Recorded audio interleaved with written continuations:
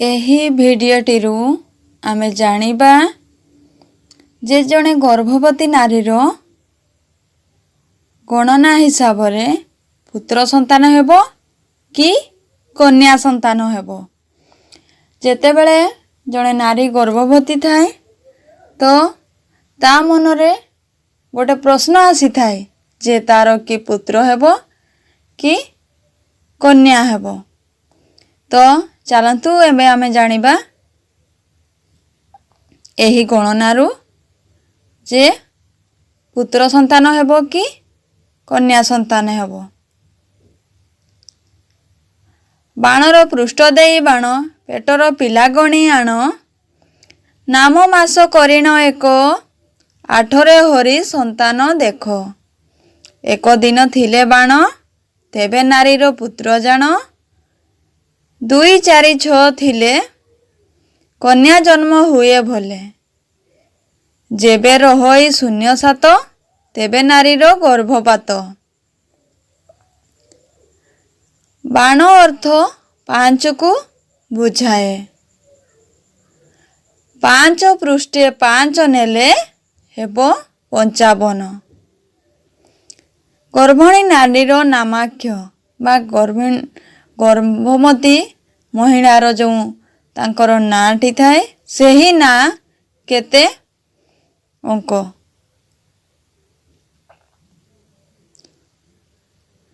ତାଙ୍କ ନାଁକୁ 55 ସହିତ ମିଶାଯିବ। ତାଙ୍କ ନାଁଙ୍କର ଅଙ୍କକୁ 55 ସହିତ ମିଶାଯିବ। ଗର୍ଭୋଦୟ ମାସ ତା ସଙ୍ଗେ ମିଶାଇବ। ଗର୍ଭବତୀ ମହିଳାଙ୍କର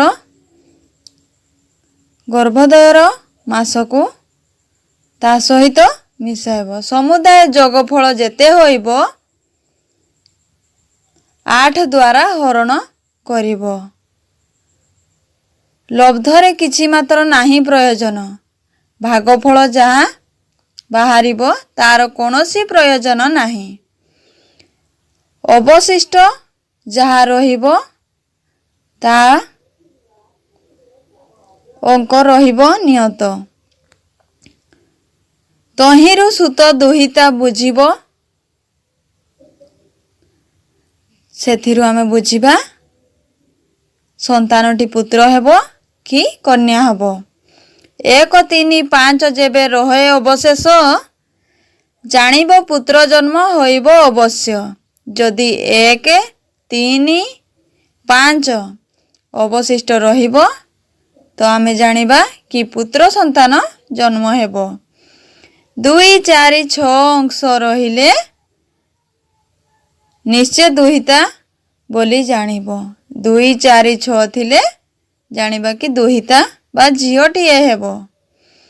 0 କିମ୍ବା 7 ଯଦି ଅବଶିଷ୍ଟ ରହିବ ତେବେ ସେ ନାରୀର କଷ୍ଟେ ଗର୍ଭପାତ ହୋଇବ। 0 କିମ୍ବା 7 ଅବଶିଷ୍ଟ ରହିଲେ ନାରୀର ଗର୍ଭପାତ ହେବ। ଏ ରୂପରେ ସୂତ ଦୁହିତା ହୋଇବ ଜାଣିବ। ତ ଏବେ ଆମେ ଗୋଟେ ଉଦାହରଣ ନେଇ ଦେଖିବା। କୌଣସି ବ୍ୟକ୍ତି ଗଣଙ୍କର ନିକଟକୁ ଯାଇ ପଚାରିଲେ, ତାଙ୍କର ନାଁ ମନେ କରାଯାଉ କନକ। କନକ ନାଁଟି ତାଙ୍କ ନାଁରେ କନକ, ତେଣୁ 3 ଆସୁଛି। ବାଣରେ ବାଣ ଅର୍ଥାତ୍ 55 ଆସୁଛି। ଗର୍ଭବତୀ ମହିଳାଙ୍କର କନକ ନାଁ ଥିବାରୁ ଅକ୍ଷର ସଂଖ୍ୟା 3, ତେଣୁ 55 ଆଉ 3। ଗର୍ଭୋଦୟ ମାସ ମନେ କରାଯାଉ 9 ହୋଇଛି, ତେଣୁ ସର୍ବମୋଟ ହେଲା 67। 67କୁ 8ରେ ହରିବା ତ ଆମେ ଏଥିରେ ପକେଇବା 8। 8 ଅଷ୍ଟା 64। 64ରୁ 67ରୁ 64 ଗଲେ ଅବଶିଷ୍ଟ ରହିଲା 3, ତେଣୁ ଏଥିରେ ଅବଶିଷ୍ଟ ରହିଲା 3। ଏଥିରୁ ଜଣା ହେଲା ଅବଶିଷ୍ଟ 3। 3 ଥିଲେ ଆପଣଙ୍କର ପୁତ୍ର ସନ୍ତାନଟି ହେବ। ଏହିପରି ଆପଣ ଜାଣିପାରିବେ କି ଆପଣଙ୍କର ପୁତ୍ର ସନ୍ତାନ ହେବ କି କନ୍ୟା ସନ୍ତାନ ହେବ।